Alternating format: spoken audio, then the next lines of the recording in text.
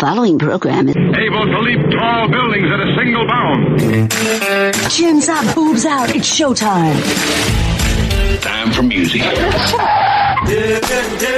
We interrupt our program to bring you a special broadcast. And now for something completely different. Scott Edward Phelps. How did you rate the record? It's great. It's sold. Shut up. You're Daisy if you do. Dave Simmons. Your song touched me in a way I'd never felt before. Two guys who know tunes.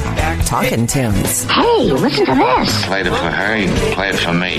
Play it. I'm Lady Gaga, and this is the Audiophiles album drops. God knows that I love my music. And just for the record, I don't care.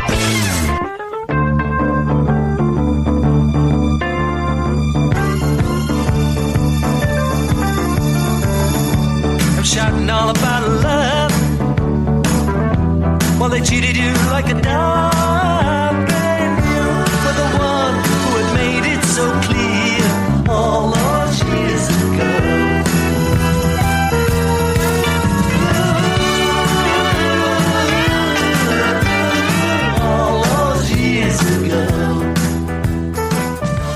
He was as prophetic as he was prolific when it came to his music, because while the lyrics of that 1981 hit were musical memories of 20 years earlier, they perfectly summed up what was to come. I'm Scott Edward Phelps. I'm Dave Simmons. And speaking of years, 30 years after joining what would become the most successful pop band ever, 23 years after motivating 73 million viewers to tune in on a Sunday night to see and hear pop music history being made, 17 years after bidding that band bye-bye, and 5 years after basically telling the music business to bugger off, he was back, baby. 1/4 of John, Paul, George, and Ringo, the Quiet Beatle, and 11 tracks that put him back on the charts while putting his fans on cloud nine. George Harrison right now on the Audiophiles album drops.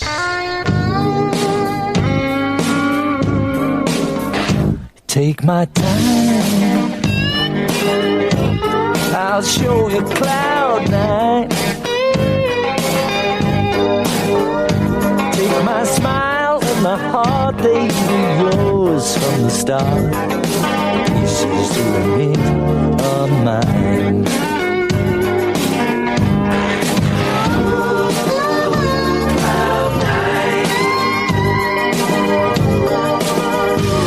You know, the first thing that occurred to me when putting together the songs for this episode, and I go back with the Beatles all the way to the beginning, a lad of 12 years old watching Ed Sullivan back in the day, was that it's not unknown, and it's been pointed out in numerous articles in recent years about how George finally came into his own and got the attention that he deserved as a songwriter against the John and Paul spotlight. Right. And all the rest of that. Well, that actually happened. Abbey Road is when even Lennon admitted that Harrison had the two best songs on the album. But the obscure thing that came to my mind when I was thinking about it in my adrenaline mode, when I'm out I walk in the morning like a mile and a half because, like Ringo says, you got to keep moving so that you can keep moving.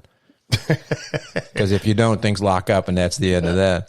But the endorphins and the adrenaline starts to pump, and I'm starting to think about stuff, and this occurred to me. Not only was there the talent of John as a writer and performer, and Paul as a writer and performer, and John Lennon and Paul McCartney as a songwriting team of some accomplishment. But then you had George Harrison come along, who kind of evolved into the George Harrison. But what's remarkable is not so much that George kind of got up to speed with everybody, but this was within the same four people. And Ringo was no slouch. He was no great songwriter, but he held his own. And the other three helped him on all of his albums, basically. But what are the statistical odds that in a group, any group of people, you're going to have 3/4 of it, let alone 3/4 and a very friendly and Ringo to go along with a quarter of a quarter with that kind of talent. Oh, that's why they're the greatest to this day.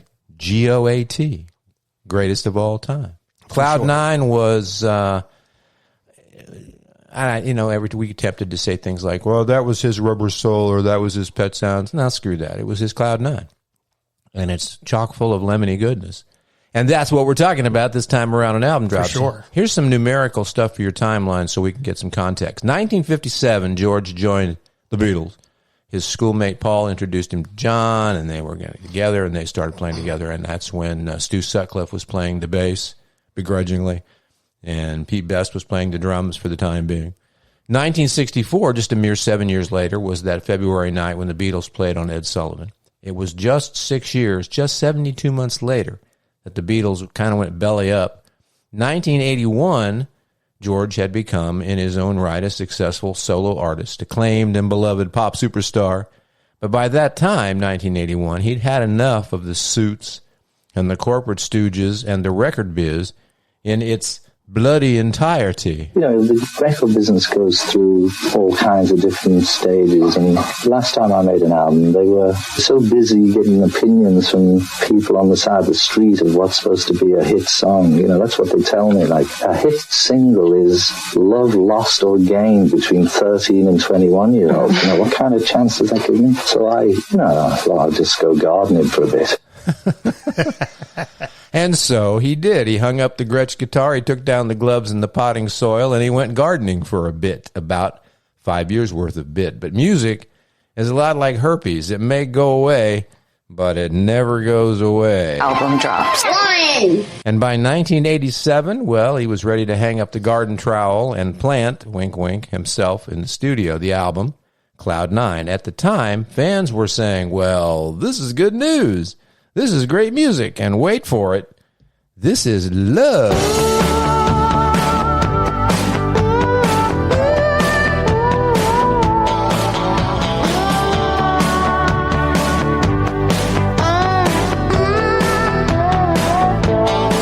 Precious words drift away from the meaning,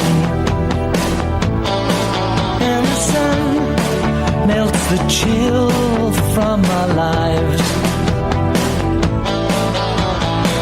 helping us all to remember what we came here for. This is love. This is la la la la love. This is love. This is love.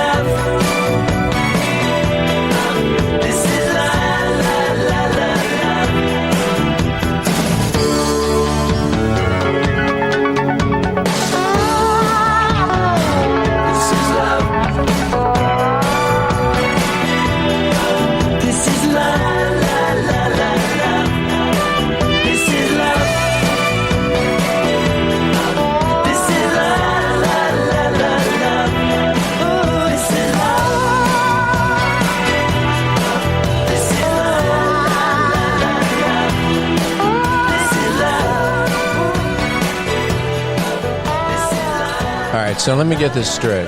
See if I've got it straight. Okay. This is love. Not just love. Love. Yes, yes. Now you got it straight. The boy is catchy, there's no question. And I said off mic, I think that a lot of George's later stuff was more tunefully interesting, catchier in a lot of cases, and than Paul's. Paul got away with a lot of shit in some of his later albums because he was Paul. Because he was Paul. Yeah. And George kind of had sort of that same clout, but not as a songwriter, so not everything that he touched. Right, but that right there, I would put that up against pretty much anything that McCartney did during his solo time. Oh, yeah. And off the air, I told you, I didn't say it. I told you I'd save it before we went back on. I've been on the edge of my seat, let's get to it. Before you topple, I'm going to go ahead and give you this. If the Beatles and Electric Light Orchestra had a child, This Is Love is the child. Yeah, sure. Because it has the big drums, the big, orchestration. Well, it shouldn't go without noting that one of George's closest collaborators and friends and buds was Jeff Lynne, who just kind of happened to be ELO, so there's that. Yeah. And that goes. But you also mentioned, you said, how did you put it? Your favorite thing about the album, the best thing about this song or the album, what was it? My favorite thing about the album is the drums, Jim Keltner. And Ringo played on When We Was Fab. But then that song's going to drive you crazy, When We Was Fab. No, my English teacher, that she gets crazy with that. She's got to be gone by now. He's mumbling to himself, audience. But some of them French fried taters. It's typically 80s, a lot of reverb on the drums, big sounding drums. Big sound. Well, you mentioned Jim Keltner by name, and I thought, well, how great minds think alike, because my note on this particular song was, believe it or not, it's written right here, Jim Keltner. Yes. Who was playing on that song. He was characterized by Bob Dylan biographer Howard Soanes as, quote, the leading session drummer in America, unquote. At that time, yeah. I'm sure Carol Kay would like to have a word with him about that. Not to mention Ingrid Fastring or whatever the hell. Yeah, Ingrid Fashing, I think her last name is. Don't get me started on it. The cool thing about him, and he was intertwined with all of the Beatles, except for Paul. He didn't really work with Paul that much. He worked with John a lot. Right. He worked with George all the time. He actually works with Ringo, too, believe it or not. Well, I have a little baby list here's interest. I don't have the excerpts because I'm lazy and didn't feel like editing them. But among other things, the many things that Keltner played on, and talk about diversity, he played on the albums of these artists, but in particular the songs that I'm going to mention here. He's the drummer on Carly Simon's Anticipation. Yep.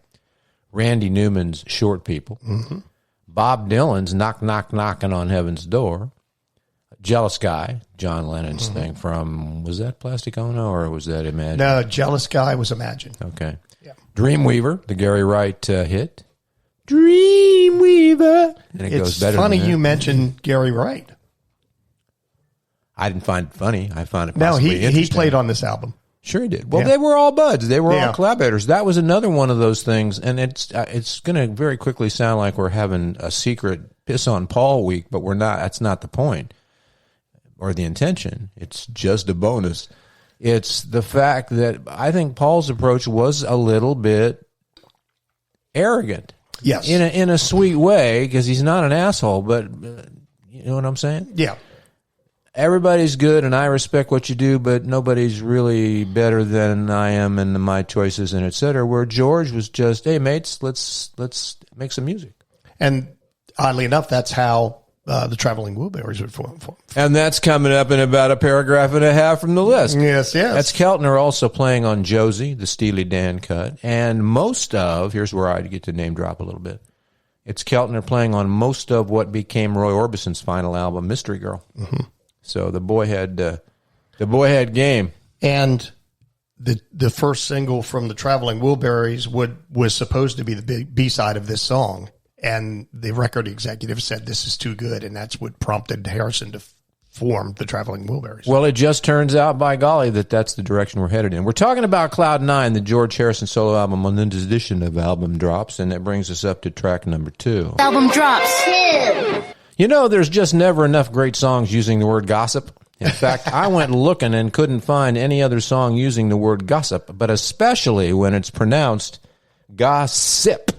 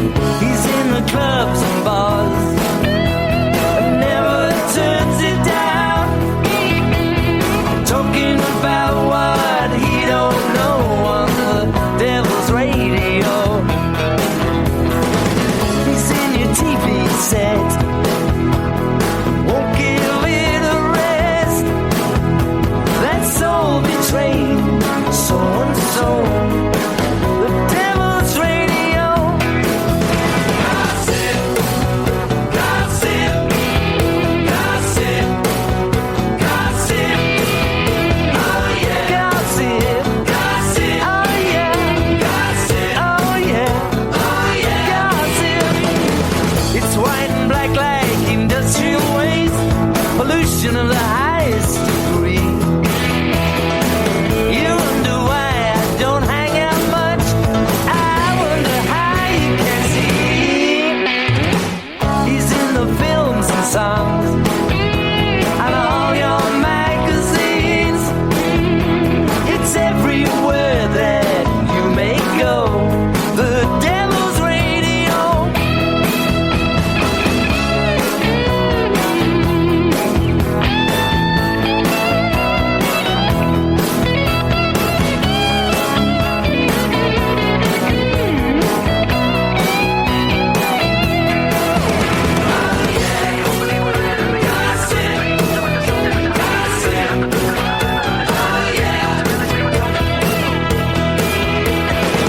Runs thick and fast, no one really sees quite what bad it can do.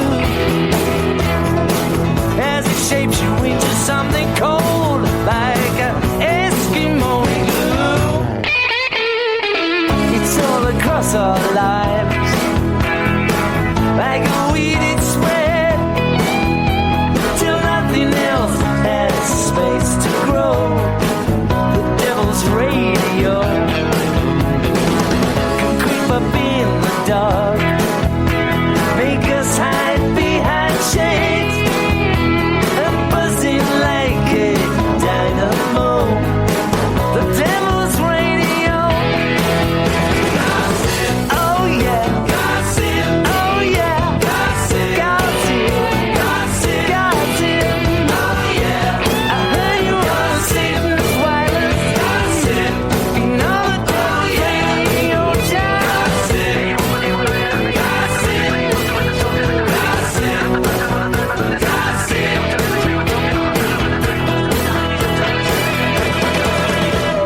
I'll tell you one thing, they did not waste money on making this album. They did not waste money on tape for long fades at the ends of these songs. When he was done, boom, that was it, and they walked away. And that one has got ELO written all yeah. I mean, the album is dripping with ELO. But, and that song in particular was actually co-written, credit-wise, by George, Jeff Lynne, Ringo, and on the session, George, Jeff, and Ringo, and Eric Clapton and Elton John.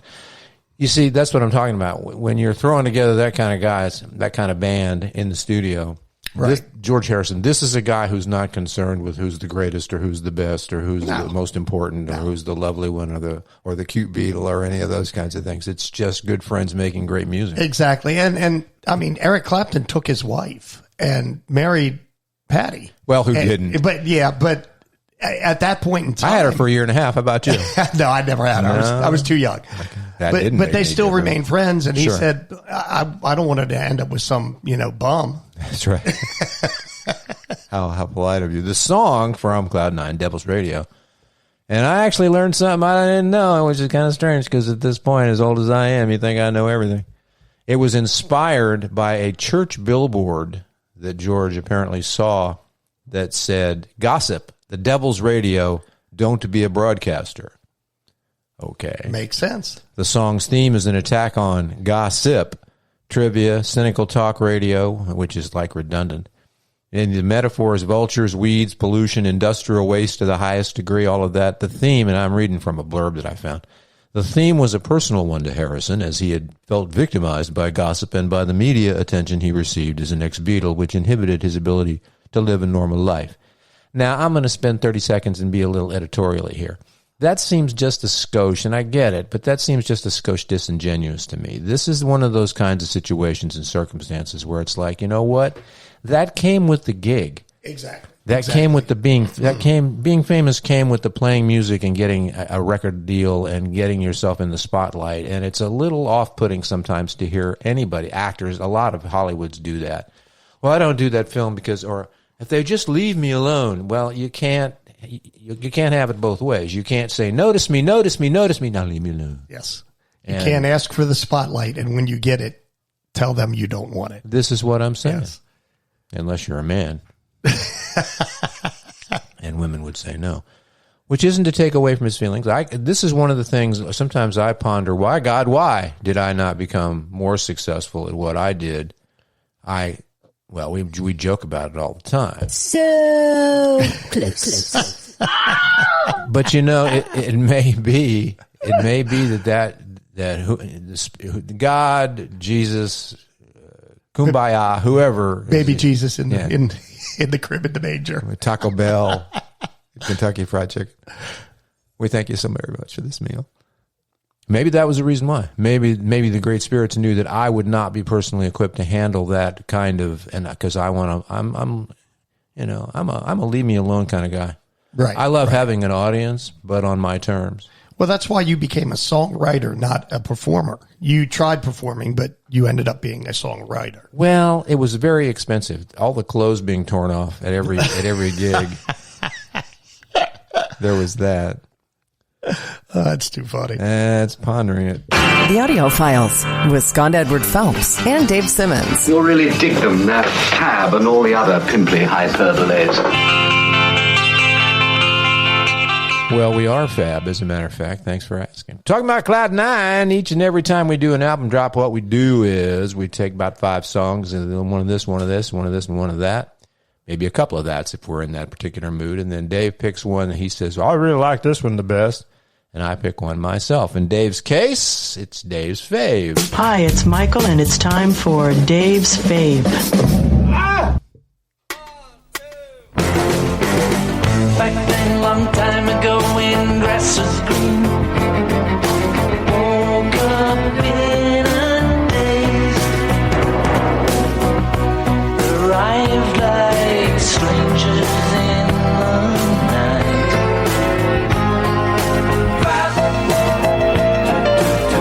Long time ago, when we was fab,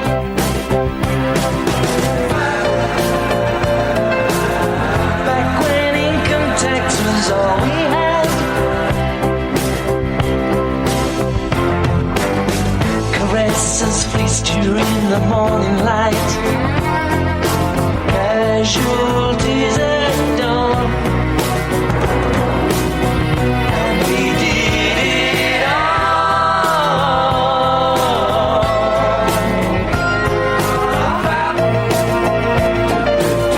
Long time ago when we was fab.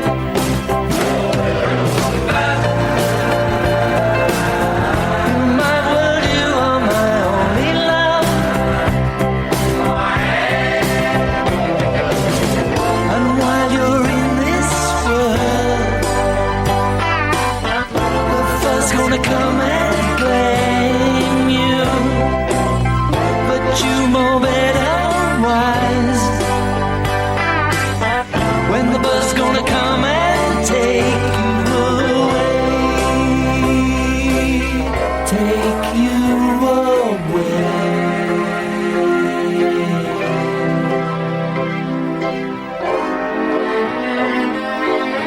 Take you away.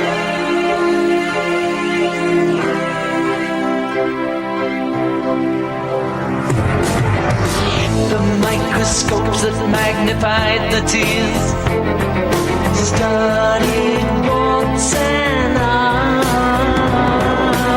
Still alive, hold on and on.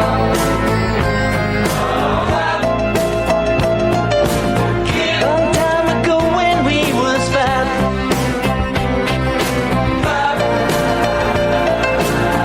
but it's all over now, baby blue.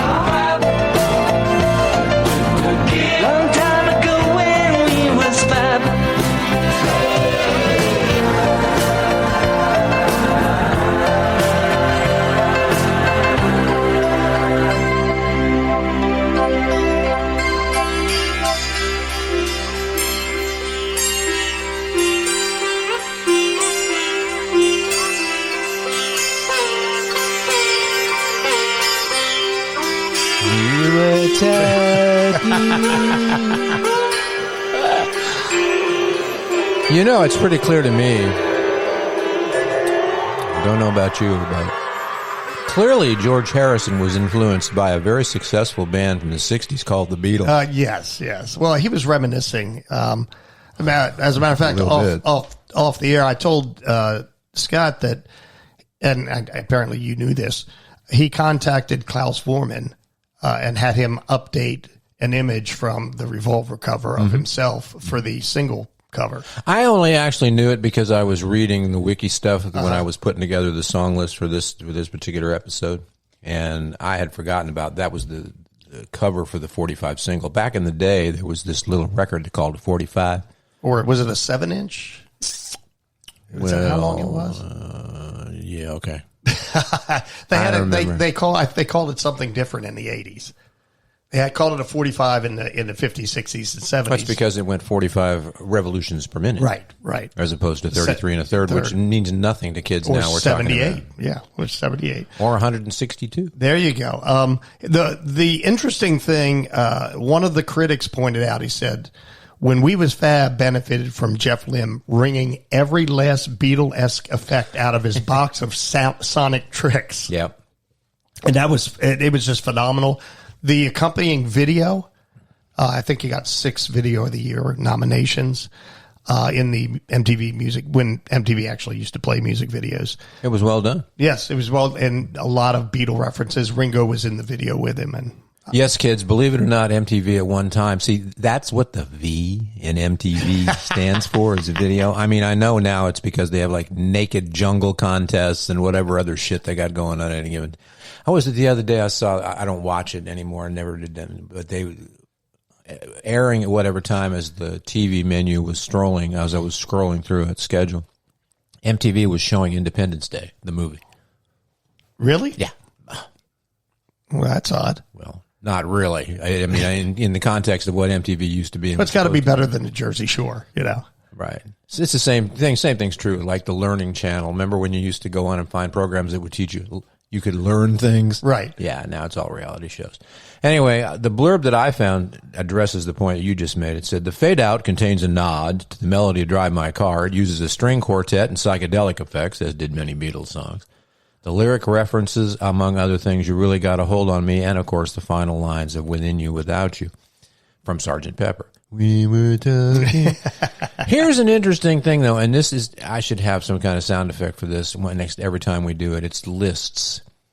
I like lists for fun. Right. As long as everybody understands that that's the only thing they're good for, is for entertainment value, because they have no value quantitatively or qualitatively at all, because it's all a matter of opinion and subjective.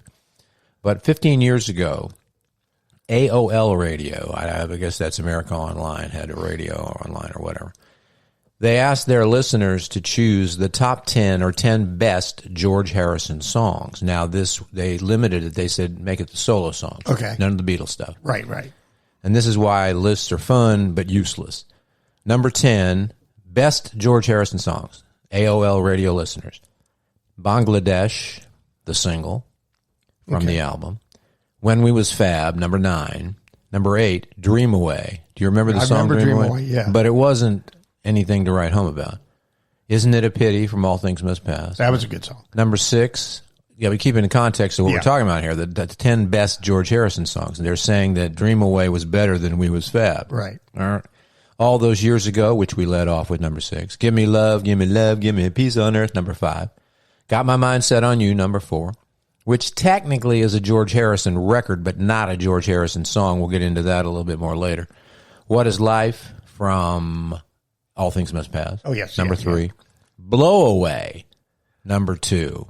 That was from the cover, the album that had him in the leaves on the cover, his face. Yeah, but even George Harrison fans would have to go, I think it was the, so I don't get it. And number 1, G, can you guess what the number 1 best George Harrison song was selected along the way?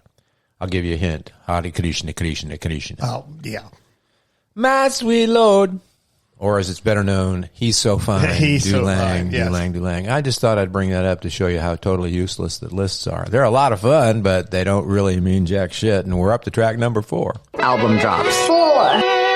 Album drop number 4 from Cloud9, George Harrison, is from a movie. A bad movie. A really bad movie. And a song that's pretty good. Go figure.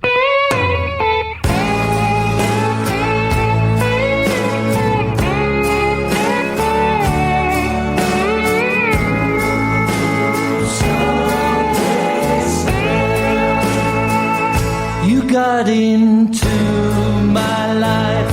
I don't know how you found me, but you did. It stopped me heading someplace else. Took me a while to say, wish you belonged to me, but now I'm sad like I never be, regretting that we leave. And for a while you could comfort me and hold me for some time. I need you now to be beside me while all my world is so untidy. Loneliness, empty faces, wish I could leave them all in someplace else.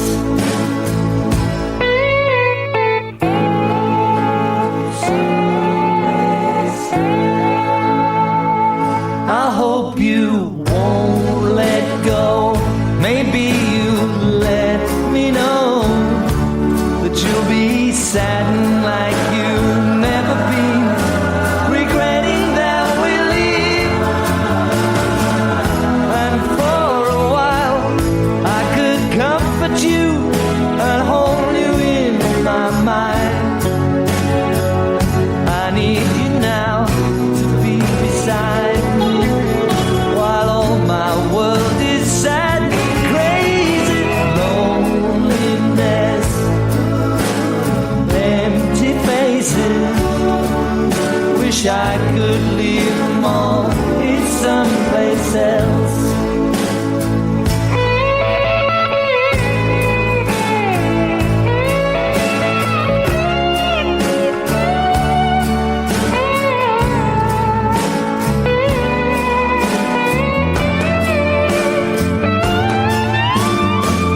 And for a while you could comfort me and hold me for some time.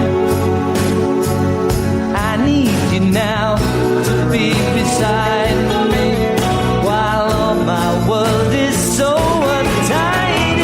Loneliness, empty faces, wish I could leave them all in someplace else. Loneliness, empty faces, wish I could leave them all in someplace else.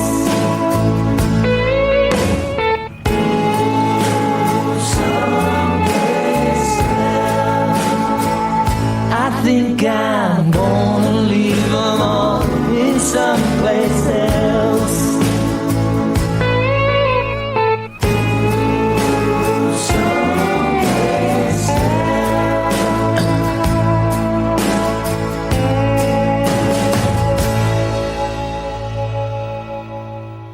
I say it again. The man had a gift for melody that was highly underrated. And he gets a lot of props when something came along and it became Frank Sinatra's favorite Beatles song, favorite Lennon McCartney song. Everybody kind of got diverted off to that. But even his album filler stuff during those 1980s and early 1990s albums show a talent for melody. Good songwriting sensibilities. You know,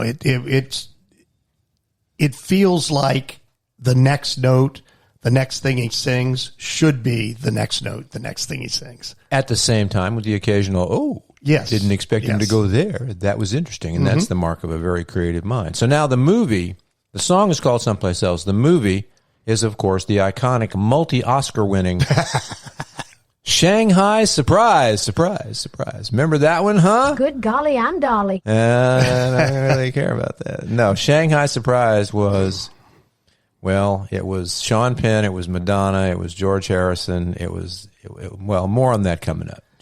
Well, they did win an award. Yeah. The Golden Raspberry, Madonna won Worst Actress. The Razzie. We'll talk a little bit more about that in just a minute.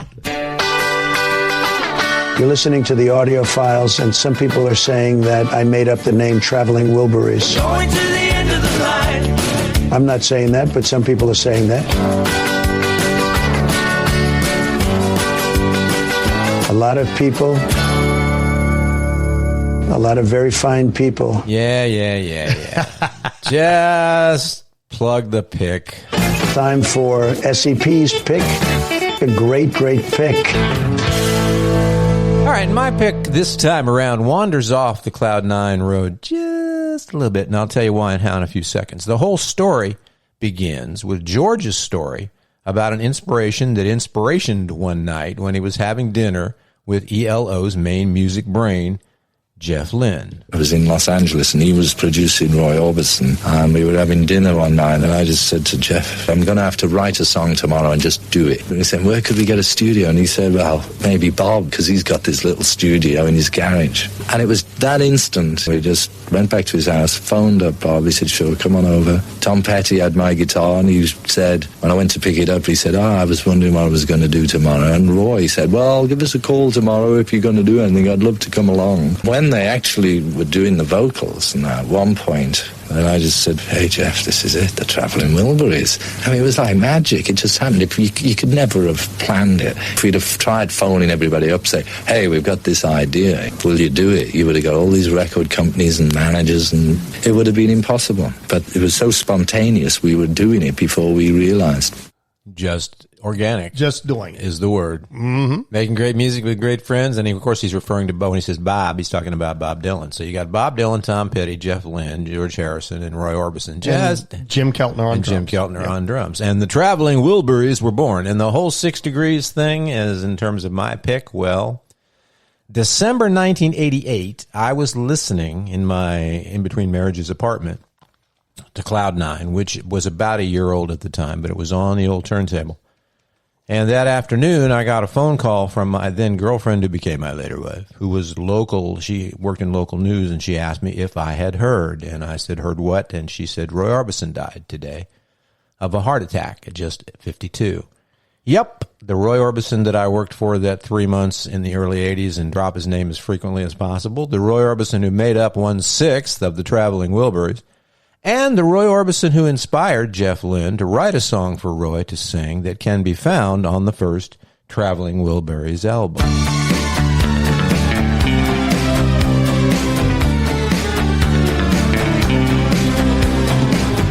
You always said that I'd be back again, that I'd come running to you in the air. I thought that you were on your own,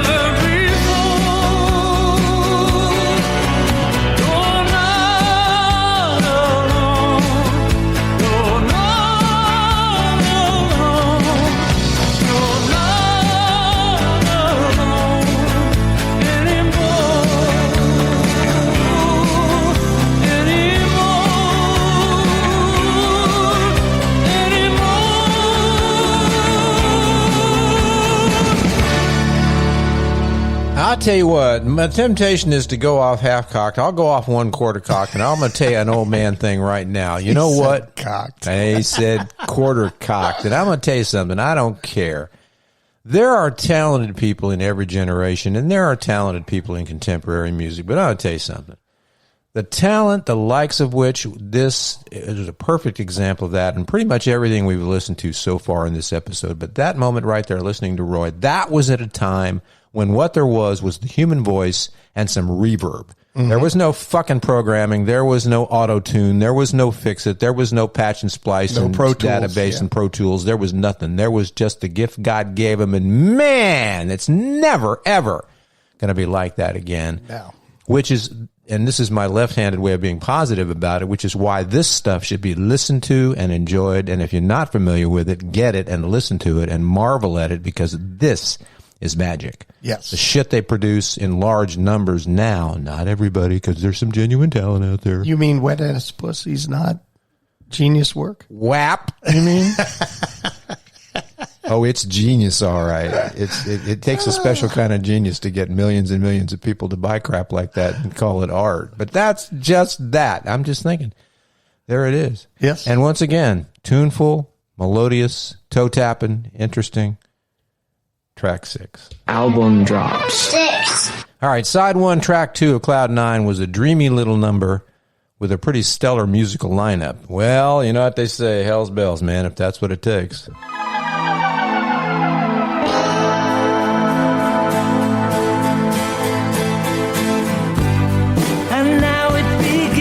To shine, and you found the eyes to see each little drop, the dawn of every day. Your smiling comes back to me, and whatever you may say, don't let it stop. Never fade away. As we gotta get out in this world together.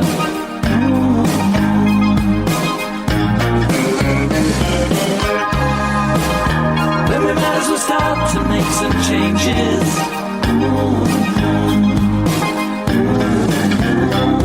If that's what it takes, then I gotta be strong.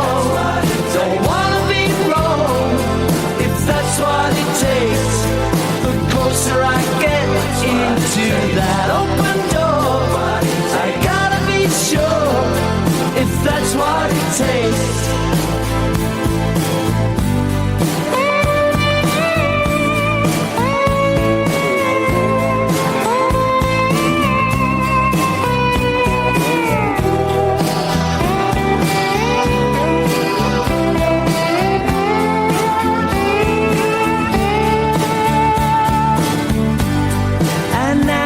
Shining through, and you can see all this world.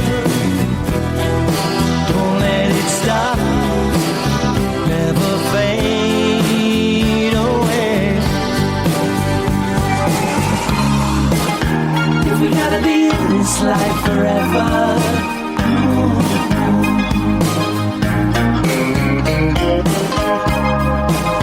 then we better be taking all the chances.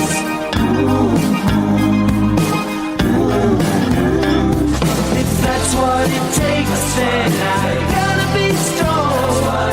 Don't wanna be wrong.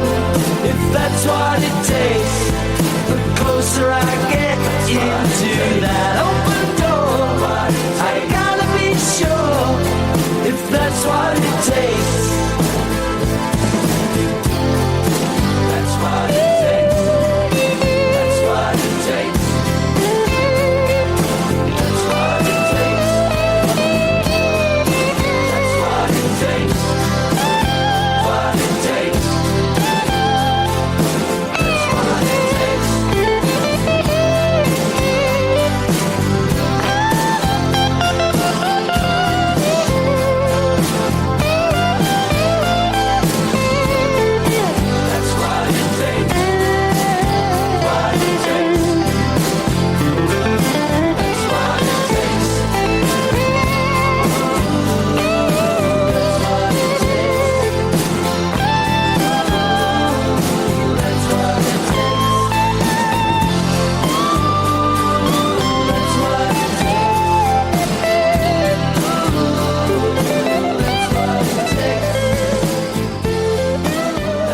Early on, we determined that this is love. Now we're absolutely sure that's what it takes. That's what it takes. George Harrison, Jeff Lynne, and Gary Wright of Dreamweaver fame on the songwriting credits. And two guitar solos. You got your George Harrison and your Eric Clapton working there. And once again, the same thing that has been the thematic redundancy all during the tracks we've been offering from this gorgeous album, Cloud 9 from George Harrison, is the tunefulness, the interesting changes in the chord progressions. And they're very big. This is Jeff Lynne showing, is very big on the backup vocals and the ooh-la-las and the sha-la-las and the answering vocals and that kind of stuff. That was ELO to it. You bet. Yep. But just as entertaining as all Giddy Up. And this album is, 1987? 87. So we're talking, let's see, 14 carry the 1, 30. 96 years ago. Oh, my God. Oh, no. 38? Something like that. Well, let's see. 40 would be 1927. Yeah. 38 years. Yeah. Listen, you can hear our audience going. You can smell the wood burning from us thinking. Hello, Indonesia. Hello, Indonesia. Yes. I don't know where that came from. All right, this is exciting. Hey, y'all, it's Nicki Minaj, and this is the AudioFiles album drops. Get ready for a surprise! Well, it's not really a surprise because we've kind of already talked about it, but I found this blurb to go along with it, and we played you the song from it. Michael Conford is a film critic. He calls Ryerson University home, and he wrote this a long time ago in the San Jose Mercury News. He gave the movie a half star, and this is what he wrote, quote, Shanghai Surprise stars Madonna and Sean Penn together for the first time and has songs by George Harrison. Now, that's the most positive sentence that can be written about this movie. Now playing locally. MGM must have suspected because the company tried to open the film in places like Iowa to avoid getting slaughtered. Nice try. The film is supposed to be a Shaggy dog adventure. Shaggy? No. Dog? Yes. George Harrison interviewed sardonically in years, but his company produced the Handmade movie. films, yeah. And he just kind of looks the other way and smiles and says, well, they had issues. And Sean and Madonna, it was just a lousy Wasn't movie. that right before they got divorced? Well, pretty much everything was right before they got divorced because they almost got divorced from the moment they got together. But here's the thing. We played that other tune and said that was from Shanghai Surprise. And it's available. I'm sure you can probably find it. If not on one of the streaming services, then somebody's probably put it up on YouTube by now. So if you feel like beating yourself on the forehead, but you don't want to use a hammer, just watch Shanghai Surprise with Sean Penn and Madonna, and that'll be all you need to do. But we played a track from that earlier, which was a pretty good song. Well, it turns out that even George Harrison can go astray musically when the whole project is for shit. Here's a little bonus suckage this week. Hi, everybody. I'm Dolly, and this really sucks. I can't understand how I got astray. Should be sailing away on a liner. I was knocked down my back on a dock at Yangtze. It's a hell of a way to see China. I'm straight to die from the walk into the fire. I like to trust you, but I've broken my nature.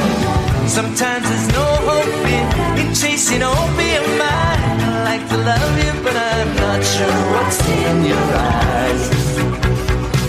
Shanghai Surprise. Whatever you're saying, I want it anyway. Been hanging round like a kid at your back. You could be kinder and show me Asia Minor. I'll let you love me, let you see what's here in my eyes. Shanghai Surprise. Oh my gosh, does that suck? I mean, it's got a little bit 80s sitcom sound. It's pretty bad. It's wow. Yeah, I mean, you can't win them all. Well, there is something kind of humanizing and endearing about it because it's kind of like when you watch a great superstar ranked number one in the world golfer who puts it right in the middle of the lake. It misses the cut, yeah. And you go, wow, I can play as well as the number one golfer in the world. It's kind of the same thing. Well, I write a little bit, and my songs aren't all that great, but man, I got better shit than that.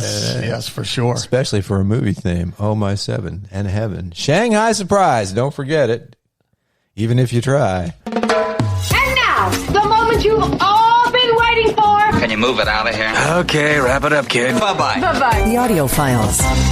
All right, quick little reminders. We're not doing any of these things get recorded and then bounced around and played at various times, and we're not going to say what's coming up next because we don't really remember until we look at the list. But we can say that in future we've got some exciting interviews coming up. We got, or we've already played them, depending on when you're listening to this. Well, we should I tell you what I will do. I will give notice to this. It either is coming very shortly or you've just heard it recently and you're going, my. The much often discussed but never before revealed interview we did with Carol Kay about a year and a half ago. Yes. We managed to edit it to a point where our lawyers all feel relatively safe in putting it out there that she won't come after us because we took all the mean stuff out. So the interview runs about 3.5 minutes. No, I'm kidding. And we've been lining up some. I tell you what, we're not up to the A. With all due respect to the people we've talked to, and we appreciate it and we've enjoyed them, but there's an honesty about it when we say if we say A+ interview doesn't mean their ability, it just means their celebrity status. Right. For example, if we talk to George Clooney, that's like an A+ because it's George Clooney. Right. So we're kind of in the B+, category. But we're getting some fascinating information in our interviews. We are. In fact, and every now and then somebody opens up, as our guest, Jimmy Blue. Jimmy Blue next week. Put it in several times during his interview with us. He used the term blossomed. The interview blossomed. Yes. And you relax folks and they start talking, and I took down everything that was possible to blackmail anybody with, and we're going to make some serious coin out of that deal. I'm telling you. All right, I got nothing else to wrap it up except to do one more tune. You want to do any thanks or any? I got a few people I got to thank. Scott, sit back, drink your coffee. I'll be over here in the truck having a cold. Sam and Kevin at HHG Drums, Robbie and Lynn at Trinity Cymbals, Iowa at Solo Beat. Thank you, Indonesia. Hello, Indonesia. You missed the button, Scott. Come on. You did that already. Well, we'll do it again. Hello, Indonesia. Hello, Indonesia. Hello, Indonesia. That's extra. Dave Volpe at AKG Microphones and Nia Cox at XS Energy.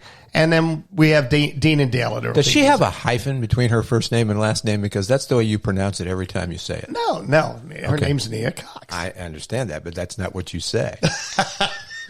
You don't say Nia Cox. What do I say? Nia Cox. You don't let it dip. So there's a hyphen there. Well, I promise. I mean, we've been joking for like almost 114 years that basically what you're doing subliminally, if not obviously, is you're trying to point out that you're saying Cox, but it's just... No. Nia's wonderful. Like she's never had to deal with that crap in her life. She treats me wonderfully. Not for long. XS Energy treats me wonderfully. There you go. You know, okay. So, all right. But that's all I got, Scott. Yeah, what's coming up on? I don't know. No, I've been busy editing and interviews and stuff. It's all pre-programmed and it's brand new episodes that have been heard several times. There you go. Just 45 RPM. It's a great podcast. You should is. check it out. It's much worth your time. And there's that. All right. Well, we have a pop quiz, not for Dave, because Dave hates those things. This is for all of you as we bid you adieu on this edition of Album Drops. What do the much-covered hits, If You Gotta Make a Fool of Somebody, the Betty Everett and later Cher hit, the Shoop Shoop song. Remember the Shoop Shoop song? Is it in his case? The Rascals classic, Good Lovin', 1, 2, 3, and George Harrison. What do they all have in common? Well, a New York mailman named Rudy Clark wrote every one of those songs, all those hits in the early 1960s. And George Harrison, well, he cut a Rudy Clark song that was the biggest single hit on, wait for it, Cloud 9, the album that we just shared with you, and that made the list of the top 10 greatest George Harrison songs. It really wasn't a George Harrison song. No. It was a George Harrison recording of a Rudy Clark song, which doesn't take anything away from it. And we send you on your way with that catchy Clark concoction. I'm Scott Edward Phelps. I'm Dave Simmons. And we are the Audio Files. It's gonna take money, a whole lot of spending money. It's gonna take plenty of money to do it right, child. It's gonna take time, a whole lot of precious time. It's gonna take patience. The Audio Files is produced in the United States of America. Questions, comments, and witty banter welcome. AudioFilesBroadcast@gmail.com. I got my mind set I got my mind set on you. I got my mind set on you. I got my mind set on you.